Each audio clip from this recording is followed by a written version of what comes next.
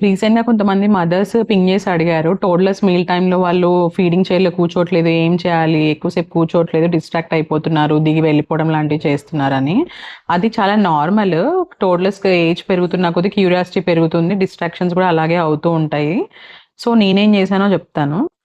సితార గూడా multiple ఫేసెస్‌లో distract అవ్వడము, age తగ్గట్టు దిగి వెళ్ళిపోవటము, ఆర్ వాళ్ళ అన్నయ్య తినేసి అయిపోయింది అంటే తను గూడా అయిపోయింది అని చెప్పి వెళ్ళిపోవడం లాంటివి చేసేది. ఎప్పుడన్నా రిజెక్షన్స్ రెగ్యులర్‌గా ఉంటే మాత్రము నేను గూడా తనతో పాటు కూర్చొని తినేదాన్ని. ఇక్కడైతే సింపుల్ తోటకూర ఇద్దరం కలిసి కూర్చొని తింటున్నాము. నా ప్లేట్‌లో గూడా తోటకూర తీసుకొని తను తింటుంది. నేను ఎప్పుడు ఇది ట్రై చేసినా సక్సెస్ అవుతుంది. అంటే తనతో పాటు మీల్ టైమ్ స్పెండ్ చేసి సేమ్ మీల్ తింటే.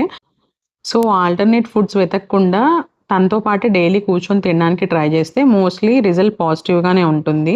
ఇది ఇప్పటి నుంచి అలవాటు చేయడం వల్ల స్కూల్‌కెళ్ళాక గూడా వాళ్ళ మీల్స్ వాళ్ళంతా వాళ్ళే పీస్‌ఫుల్‌గా తినగలుగుతారు స్క్రీన్స్ లేకుండా.